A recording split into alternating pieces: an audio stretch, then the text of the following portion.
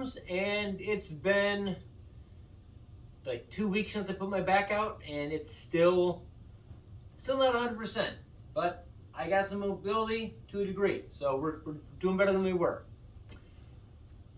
Today's episode, we are going to go through something that I bought. Actually, I had to go look this up. I posted an episode May 2nd, I do believe, 2021. And at the end of that episode, I close out that episode with my wife and I down in Alabama.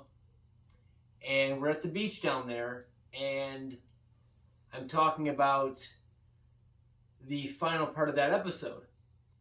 On our way down to that vacation spot from Ohio to Alabama, we stayed on Dolphin Island, which is gorgeous, by the way.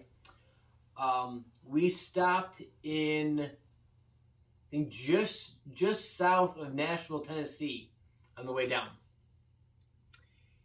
And as I do, when I stop, I broke out the Marketplace app on my phone, and I started to see what Jeep parts were in the area. And one of my philosophies on my Jeep builds, and even in like the C4 build, anything I'm working on with cars, one of my philosophies is to buy the parts when they're available, not necessarily when you need them. I did that with a ton of parts for Rusty. If I saw something that I wasn't quite needing yet, like Rusty's windshield frame, didn't need it, but there was one available, so I bought it. I knew I would need it, and at the price that I got it at, it would have been dumb not to buy it. So it's a lot of things like that I do with my builds, that when the part's available, if I see it, I'll buy it, put it into my parts stock, and just know that they're there.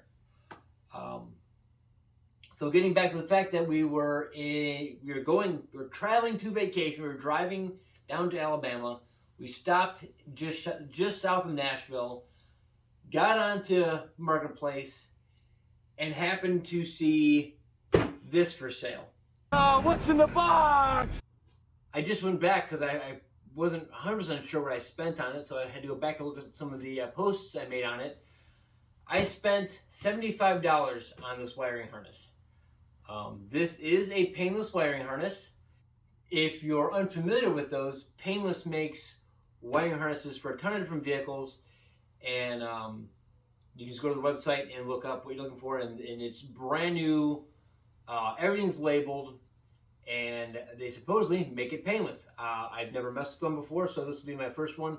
This one is for Rusty, and I think I've only had it out of the box one time. Again, I've owned this now for almost 2 years. I think it's been out of the box one time, so I could take pictures of it and see what was in there. I really haven't investigated it too much. What the guy told me who I bought this from, this was installed into a CJ7 like rock crawler project, and they decided that it was never going to be a street legal vehicle, and it wasn't going to be needed. So they did, according to him, they did do some According to him, they did modify it in some areas where they cut off some of the connectors, which not a big deal to me. But it's not 100% complete, but he said like 97%, 98% complete. The big thing is there is no instruction manual, and I'm not 100% sure what harness this is. Painless makes a couple different harnesses for CJ7s. There are a couple different circuit ones. There, it might be I think there's an 18 circuit and a 20 circuit. I'm not 100% sure on that, but so I'm not 100% sure which one I have here. So I'm going to try to see if I can see if there's any markings on it so that I know. But one of the big things I want to do, well, first I'll pull it out here. So this is a complete harness. So this is going to be the, back up So this is going to be the firewall side, on the engine side of the firewall. And now that I know a little bit more about Ruby's wiring, it might make me understand a little bit more about this wiring and the colors that I'll be dealing with. So that's that side of it. This is tail light. No, but yes, this is tail light. There's the grommet that would go through the bodywork.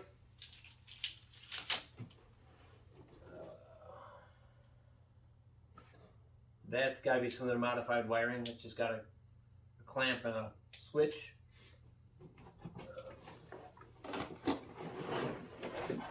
Here is this is the fuse block. So this is what will mount to the firewall.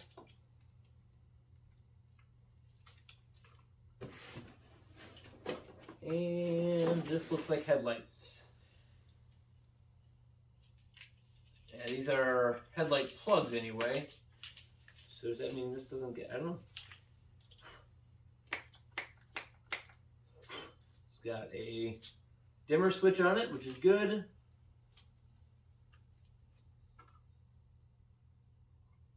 Okay, I'm going to lay this out, but what I want to do, the big thing I want to do, I don't think I need that either for right now. As you all know, I love my wire care products. And I bought, just for this specification, I just kind of went out to wire care and randomly grabbed some lengths of wire, of loom, and I bought some more split loom. So I have 25 feet of 3/4 inch split loom, and I want to replace all of this loom on here. Because this stuff, as you know if you've ever worked on cars, becomes brittle, breaks into a billion pieces, and then, you know, it's not protected anymore. So I have the 25 feet of 3/4, which should do hopefully all of this loom. If not, I'll have to order more. And then this is like 1/2 inch loom on this section. Wait, why are these stuck together? What is this? There's just some modified something or the other. I'm not quite sure what that plug even is.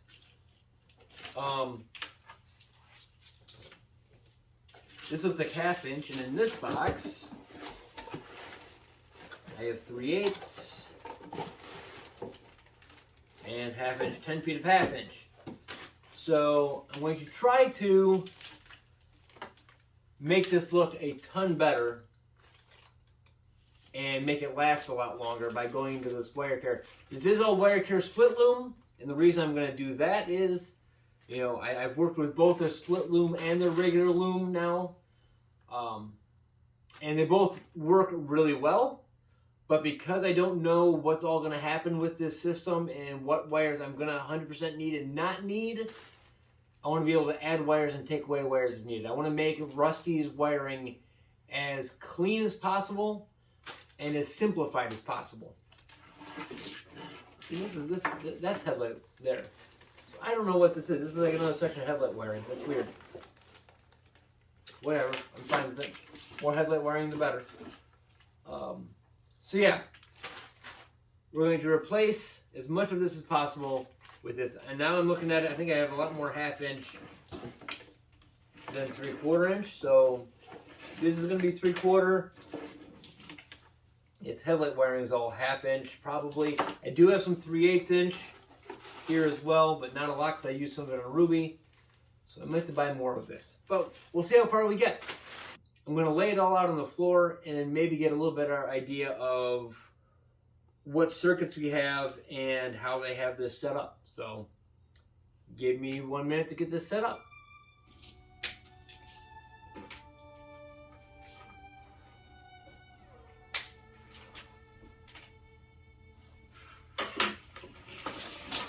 Okay. So this is firewall. Engine side firewall, brake warning switch. So I bet you this would go to the master cylinder. This is going to be a ground wire, I would assume. Yep, ground. It is really nice. The tags that are on here are really nice. This is coil. Okay. So something like that's the coil wire. If I go to an HEI distributor, it's not going to go to a coil anymore, and I might not need that wire. So that's one of the things that the split loom is going to be nice for, because I can always change out if I don't need them. What are all of these? Backup light. Backup switch neutral. Okay. Here's another coil wire. Okay, but they are all labeled. Backup switch ground. Backup switch neutral safety switch. Backup lights. Wait, why is that there? Why do I have backup lights on that side of the firewall?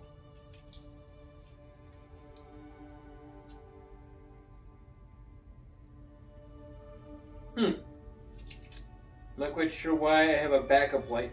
And again, they're semi-universal, but this painless harness, they do make universal harnesses. So there is a chance that this is a universal harness, but again, without having a part number, which I am really surprised that they don't stamp a part number on this harness or on a tag somewhere, because that would just make sense.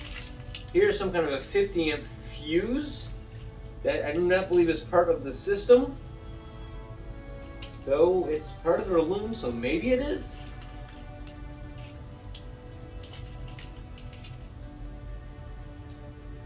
This is start wire. Oh, okay.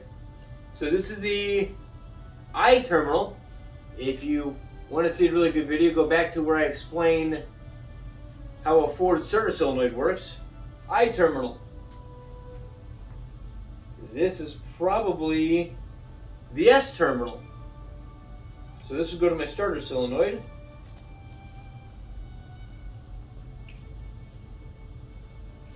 And I just have a whole bunch of wires pinched off up here.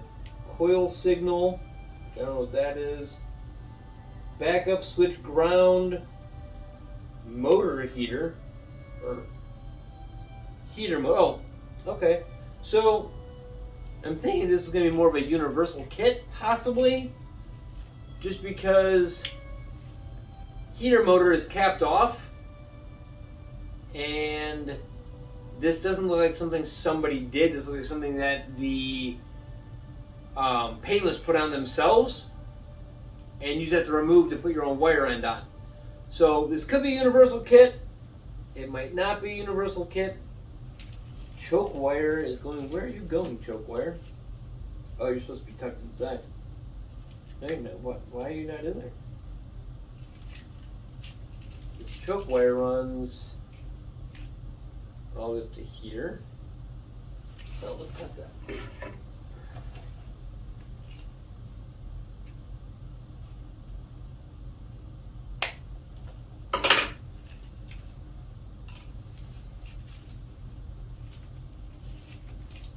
This clip, remove that clip, remove that clip. We're going to save these clips because they're nice clips. So, what is this wire? It says choke wire. Why is it?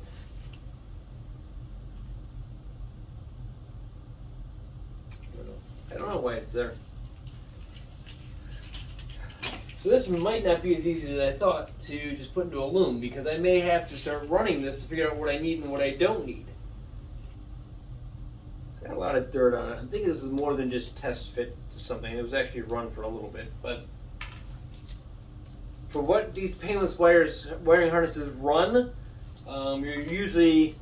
they start around $500-600, and they go up into the washer motor and horn. They go up into the $800 range, $1,000 range for a painless harness. So, $75 what I paid for this one. That's way more modern wire than what my Jeep would have had. I'm definitely okay with it. Well, because this is going to be a little more, not difficult, but a little bit more, not as easy as I was planning, we're just going to lay this out. And again, I don't know what all this I'm going to need. I assumed this was just a CJ harness, but I don't think it is. I think this is a universal Jeep harness. So there may be a lot more things in here that I don't need that I can eliminate. So I'm just going to lay out the whole thing and we'll see all what we have. Okay, we've got 2 wires, 2 red wires, 2 red wires, 2 red wires. This is the other reason why I want to go through here. So again, painless harness, it's a great thing. But look what I just found by peeling this back. These wires are not connected. I don't know what this brown wire is. If it's a factory painless wire or not. I know this. Which one is it?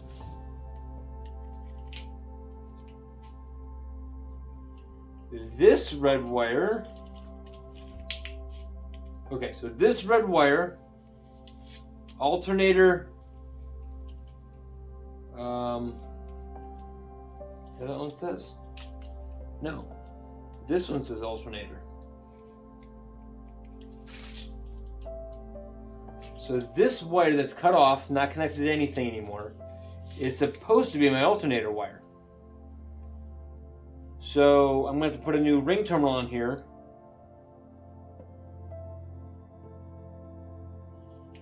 And where does that go though? This is high output alternator wire. So there is going to be a little bit more than I thought because I have to figure out where does this wire go?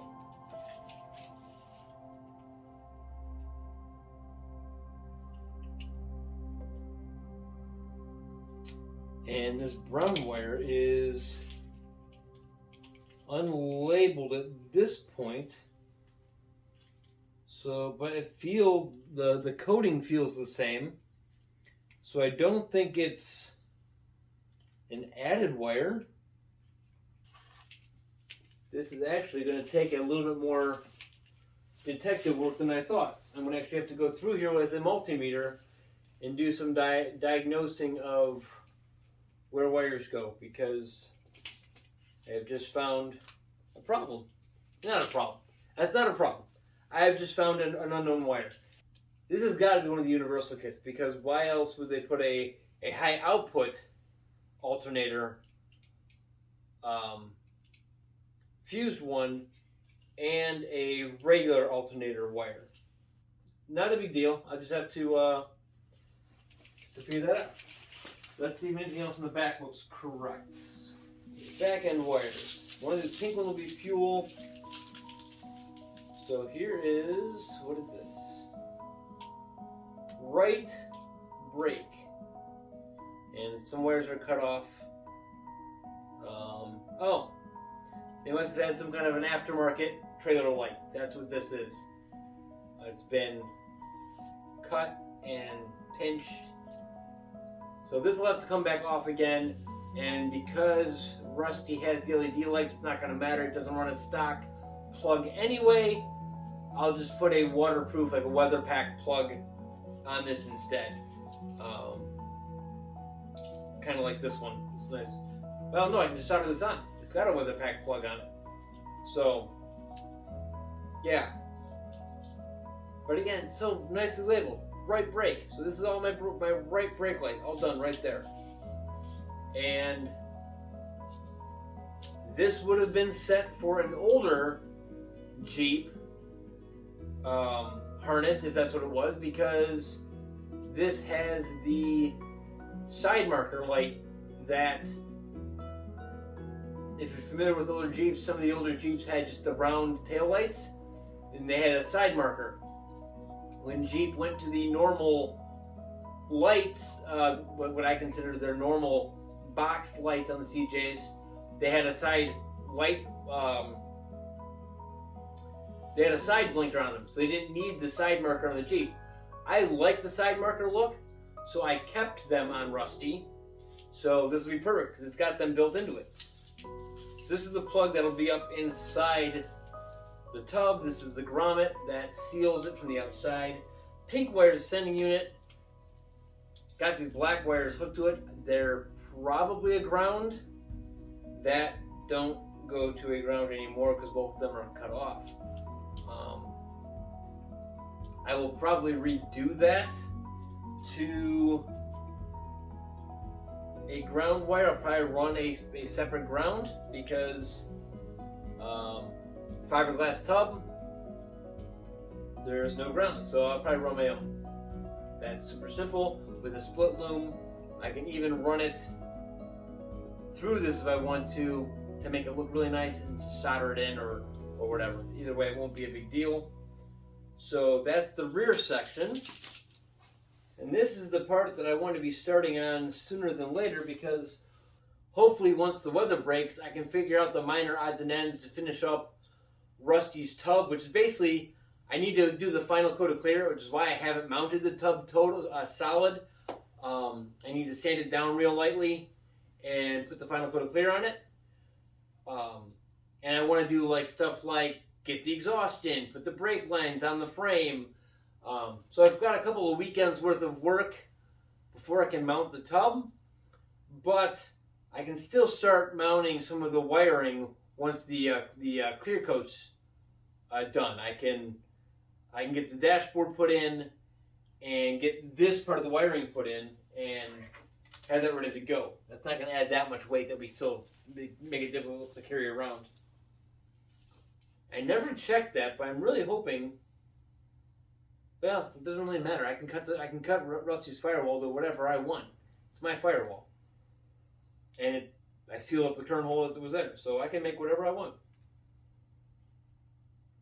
Fort Worth, Texas. Okay, what do we got here?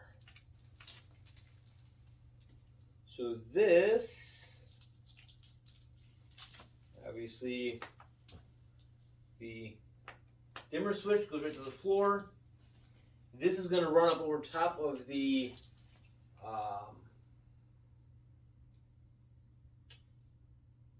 steering column. I'm not quite sure. These have got to go to the, well, it says right there where they go to. Headlight switch. Oh, so yeah, this is going to plug into the back of my headlight switch. I'm not sure what this is. Oh, it's a fuse. 5-amp fuse. For something. So this goes right into my headlight switch. This is a ground that probably goes to my dashboard. So it'll ground everything from my dashboard to the harness.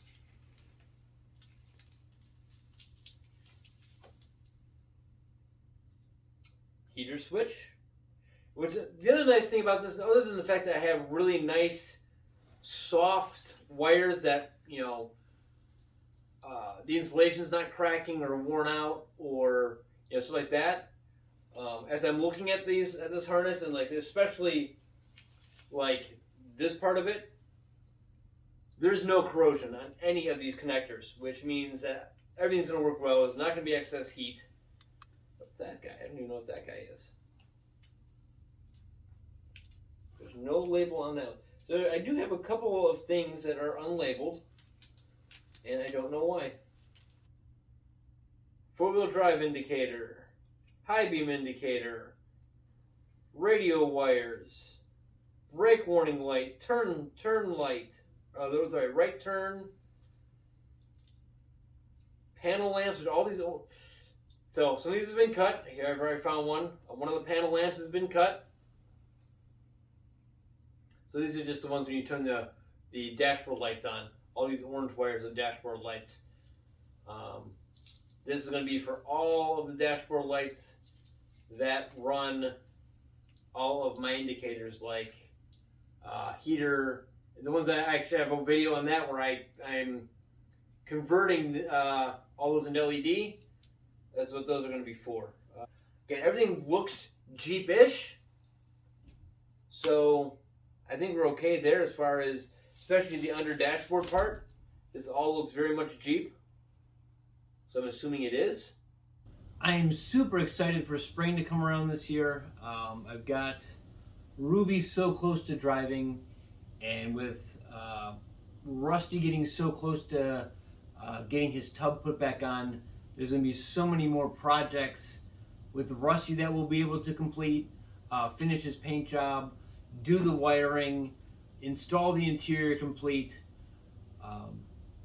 and things like that. Just with the weather being so cold and snowing and raining, it's going to be tough to get some of this stuff done. But it's nice to know that what is in the box is actually what the guy said, and it was about time that I actually took a look to make sure it was mostly all there. So thank you all for watching.